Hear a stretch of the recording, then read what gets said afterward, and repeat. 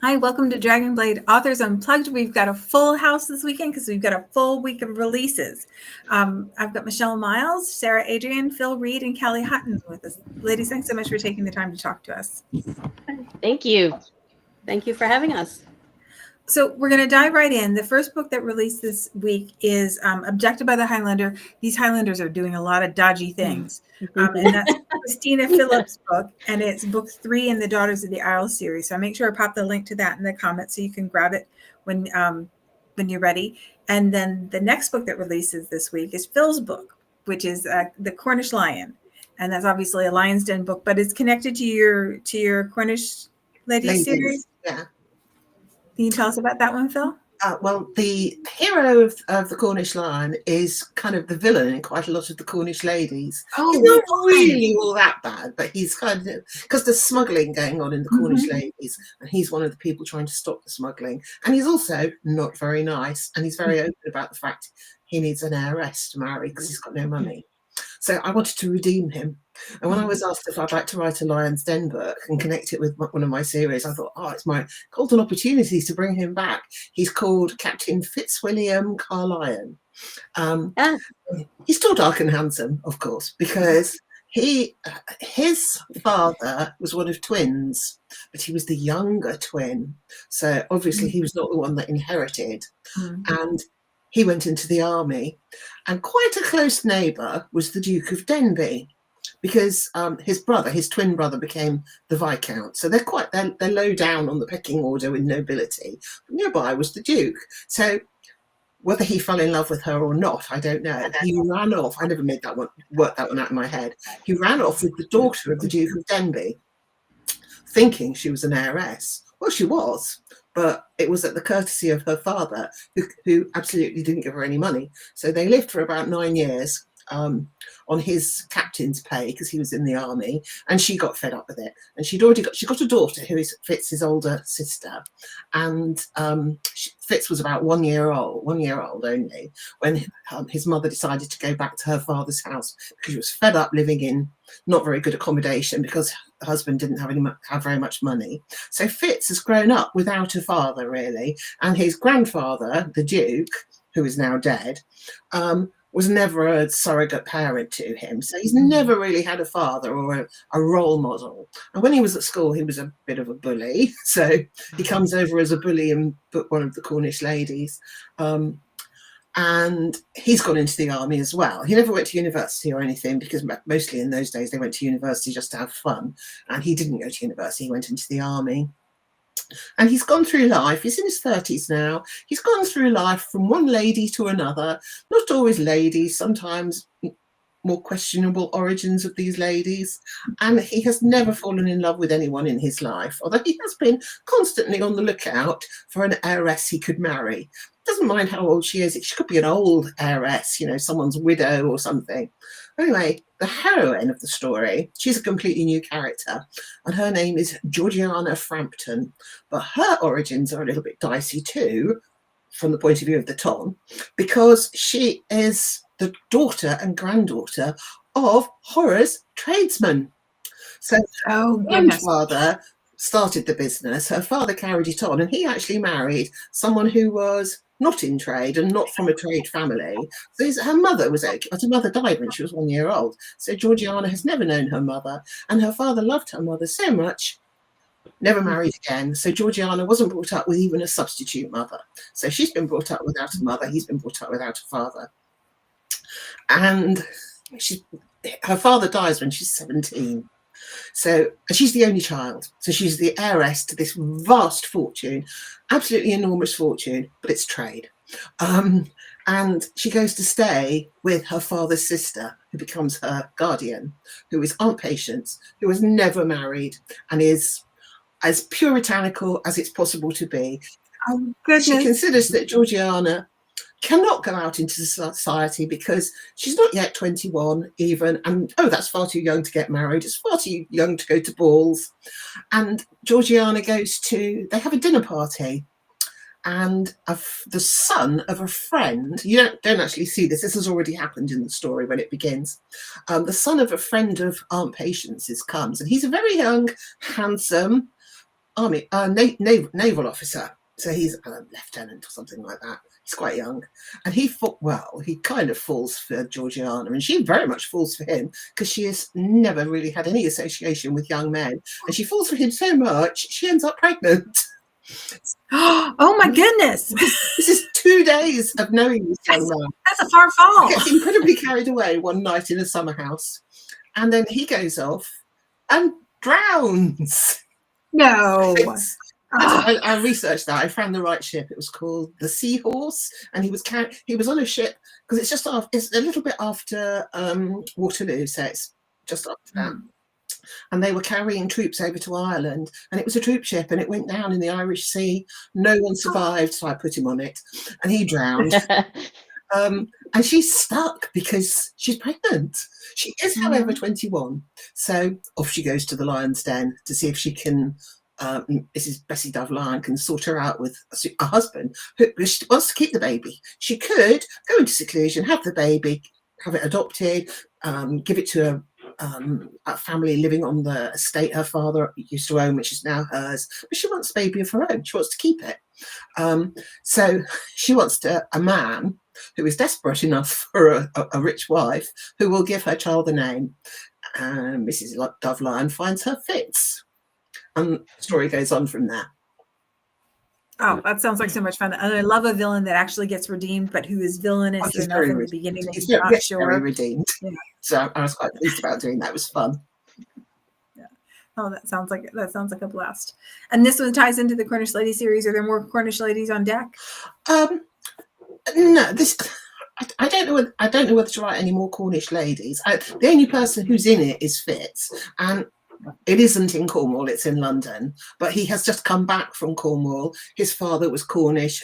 He's connected to all the people in Cornwall. And I wanted him. I really wanted him. Because I've been wanting to give him redemption for ages, and it gave me the opportunity. It sounds like he needs it. So good. Awesome. Well, that sounds like a blast. The next book that comes out, the verb tenses are not a strength today, apparently.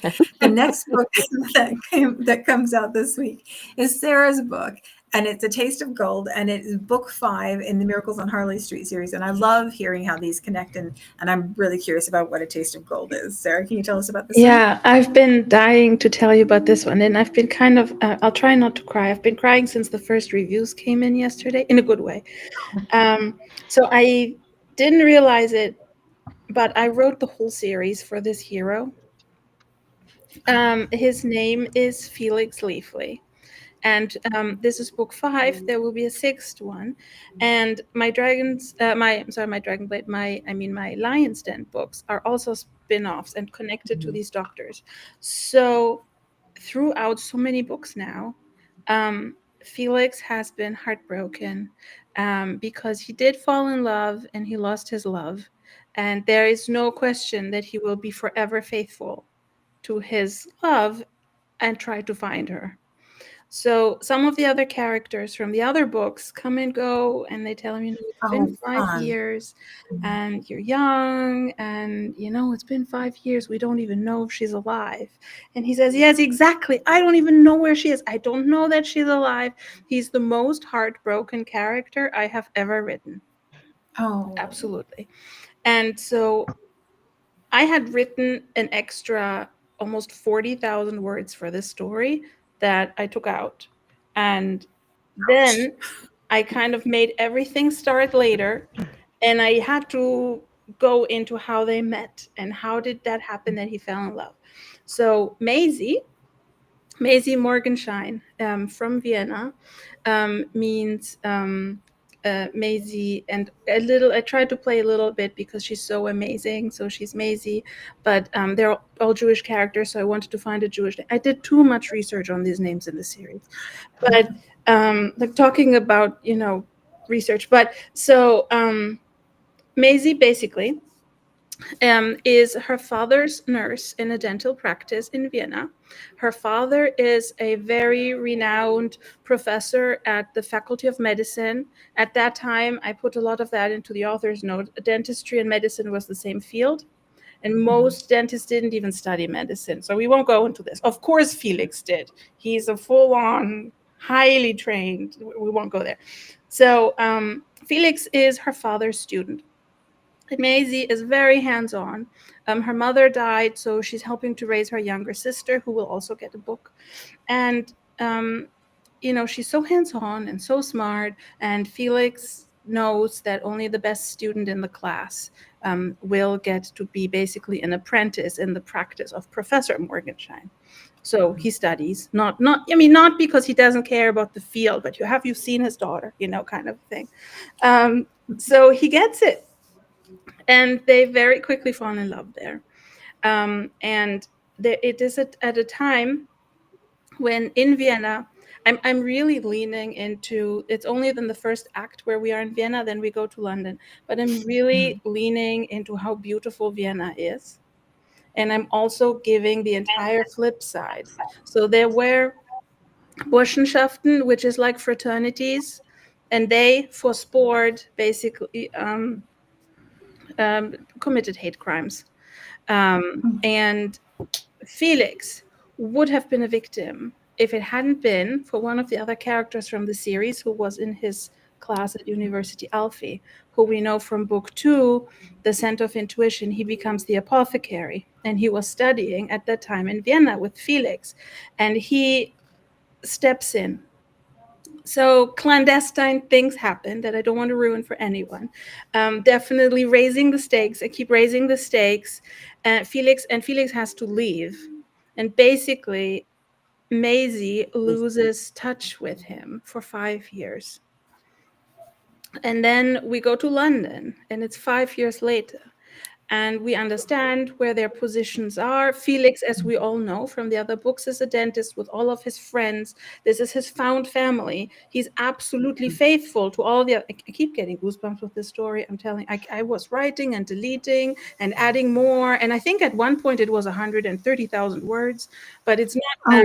It really, really was. And but so... They, of course, in the story, we have a beautiful happy ending. They find each other in the most unexpected way.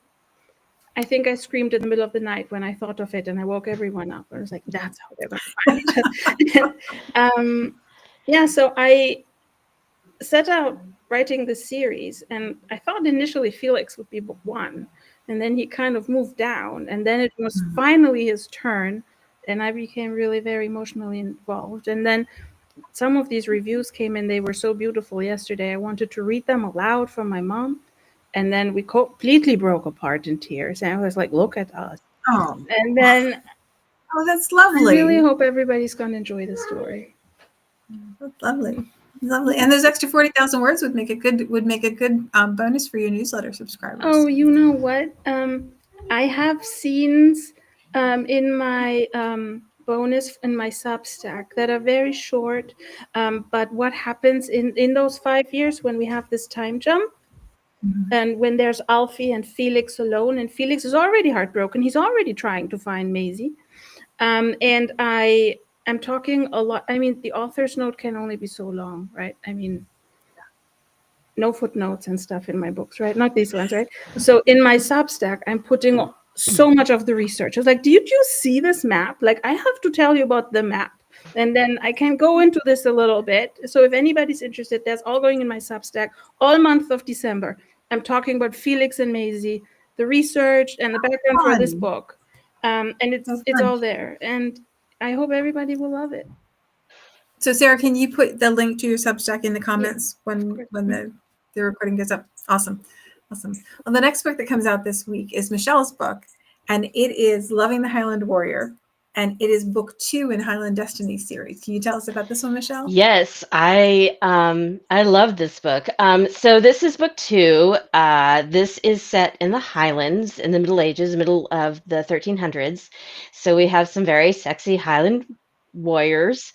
This follows the second sister of the series. She's the twin of the first heroine in book 1, Evie. It really picks up right where book 1 left off in the modern world. So Evie has mysteriously disappeared in book 1, and Chloe is desperate to find her.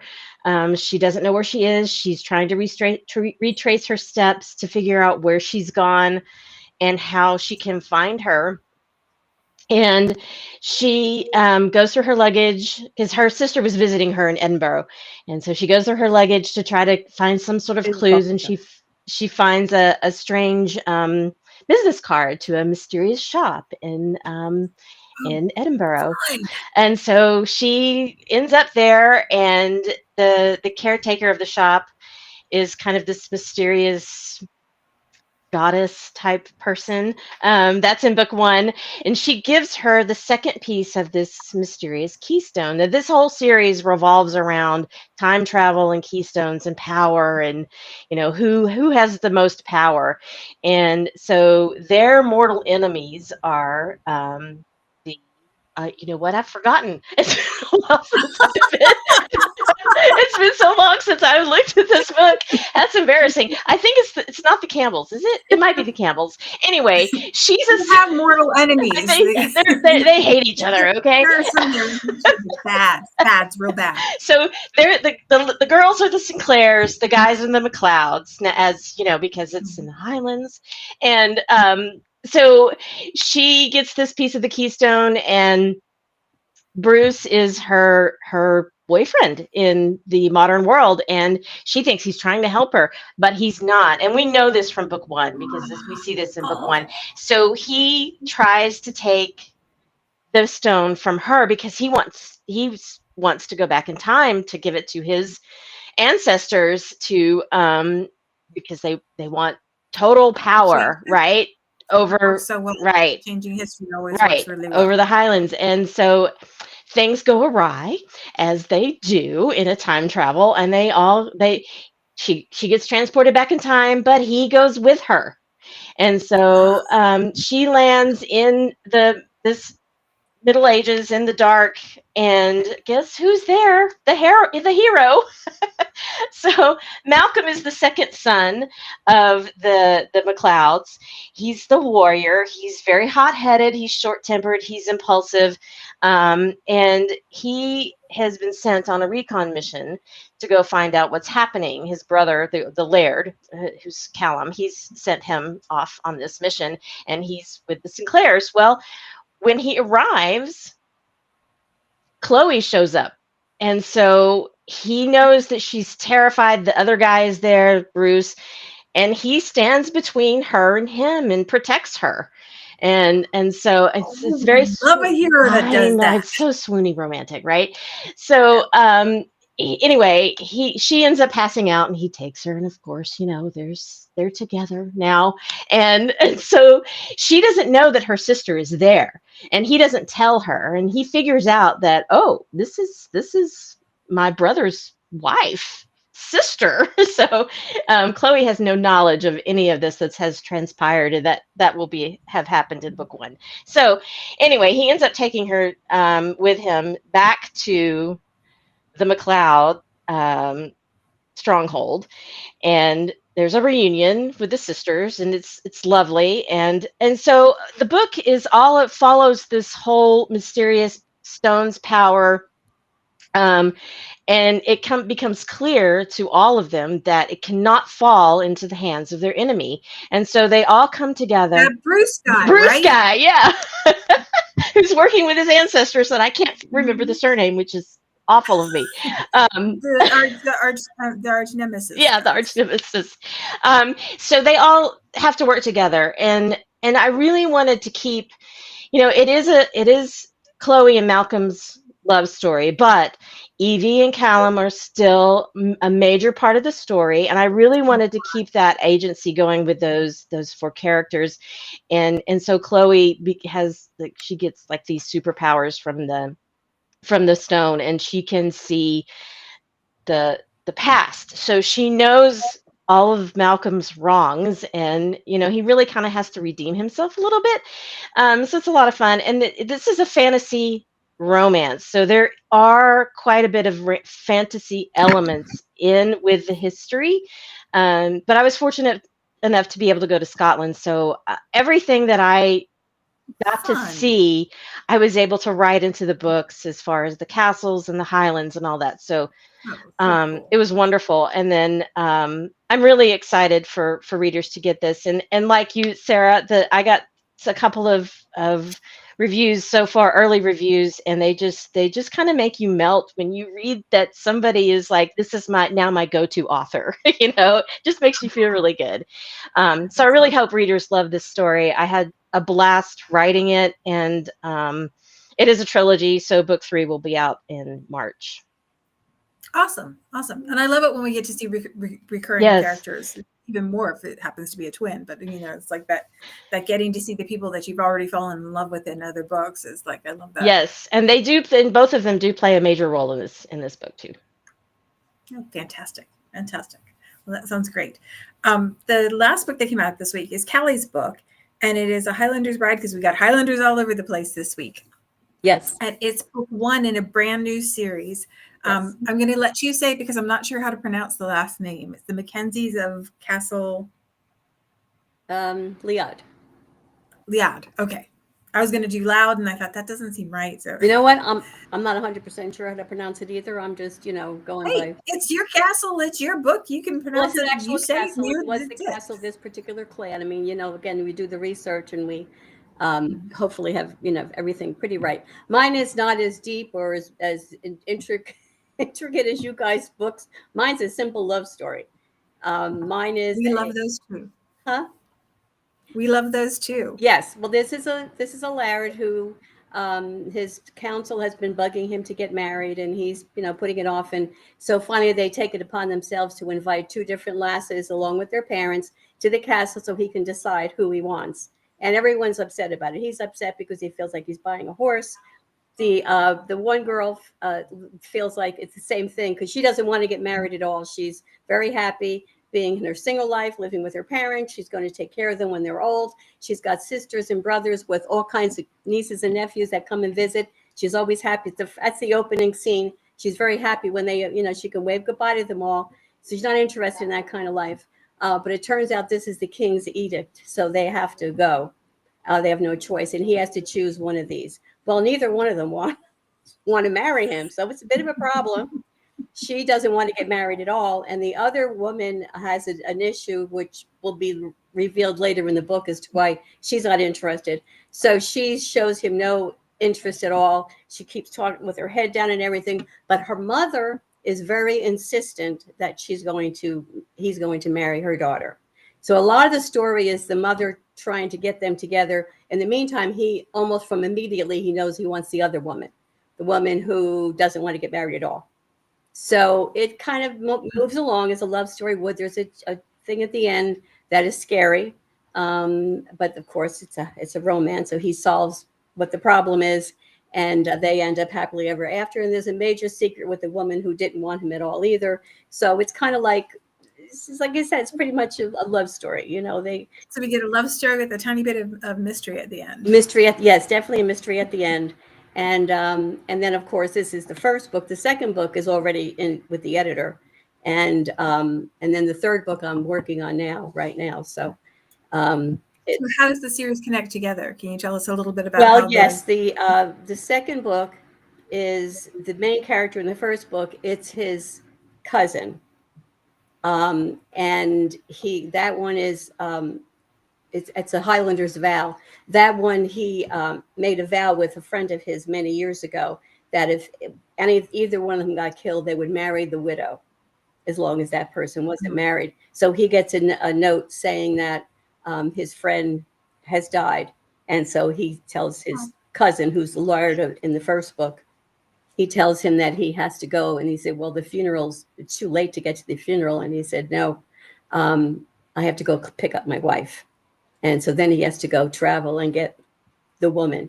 And there's more of a mystery, not a mystery, but an intricacy there because her uncle is trying to get her married to somebody else.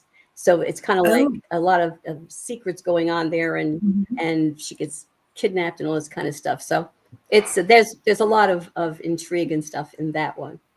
And then the last one I'm working on now, and it's the same family, it's the same situation with, again, it's plain old love story.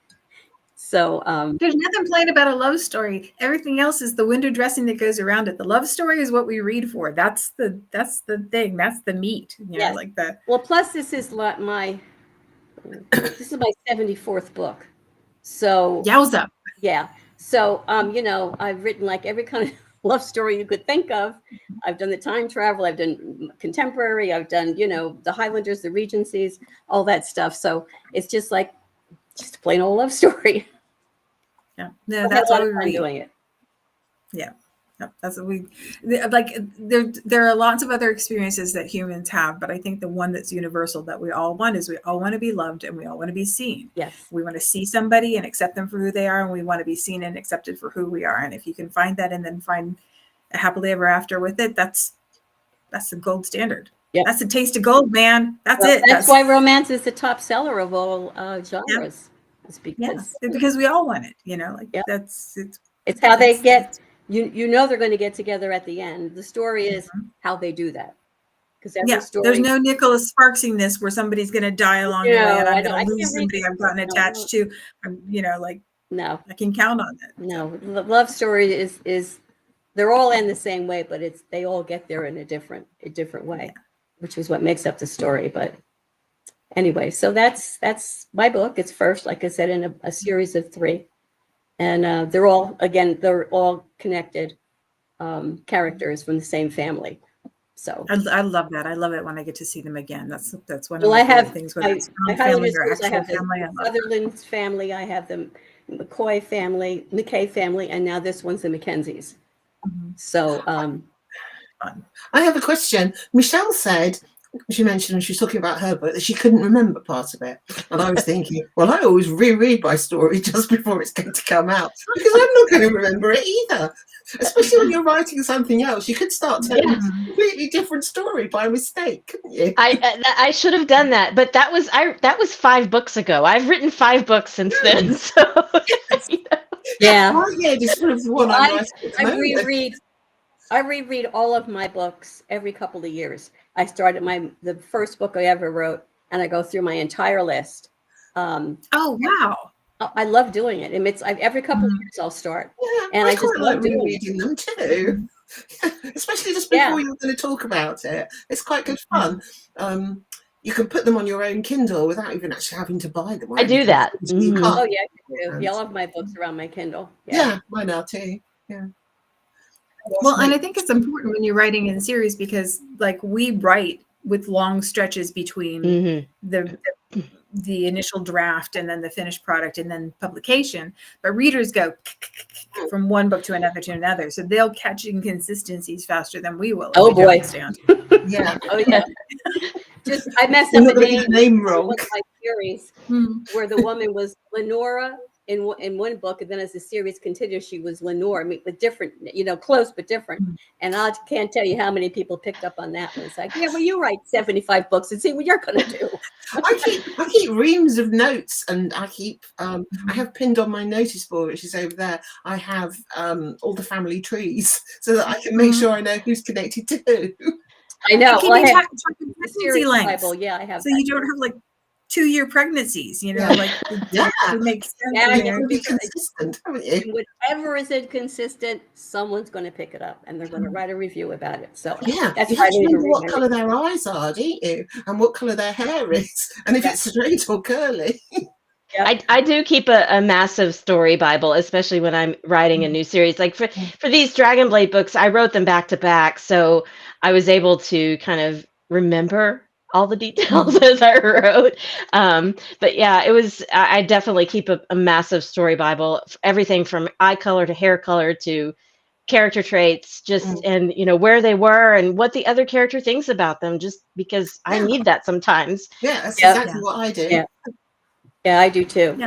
You've got to really have that Bible. It's part of the job because, like, for readers, like, we don't want to get pulled out of the story. Right, and any inconsistencies or anything like that is going to pull us. Like, we want to give you our time and attention and like ride the ride. We don't want to get yanked out of the story. We want to be able to believe it as we go along because that's part of the visceral experience you get to have as a reader. Yeah. So, yes.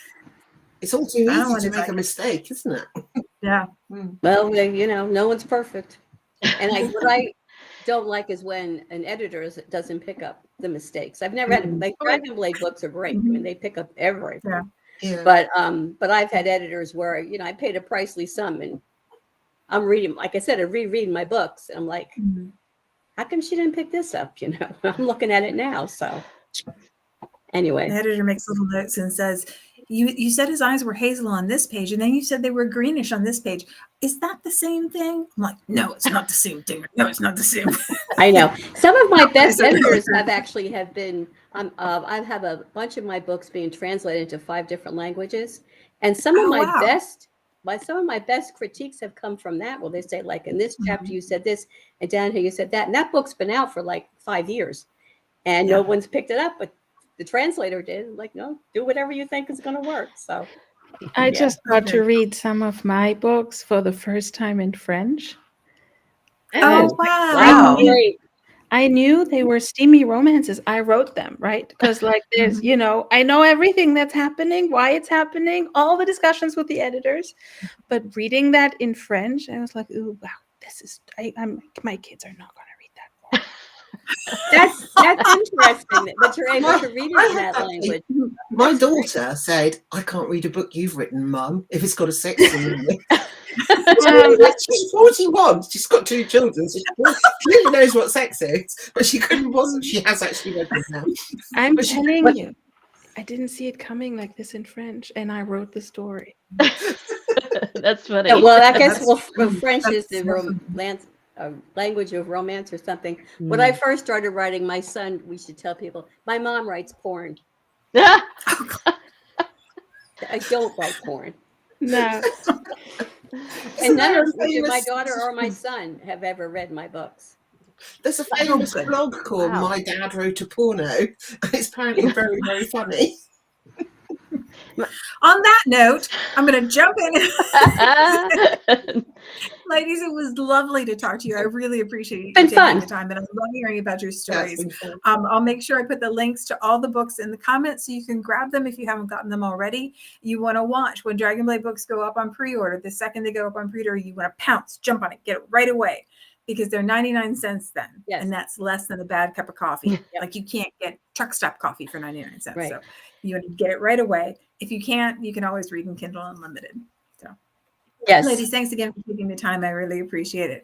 Oh, and for everybody watching, we're doing a big giveaway with all the Dragonblade authors for that ends before the holidays. So you want to make sure you look for follow the Dragonblade Facebook page, and we'll post about it. And you can enter. It's like, I don't know, 75 different ways to enter. It's lots and lots and lots of ways to enter. So you want to make sure you grab that too. So, okay.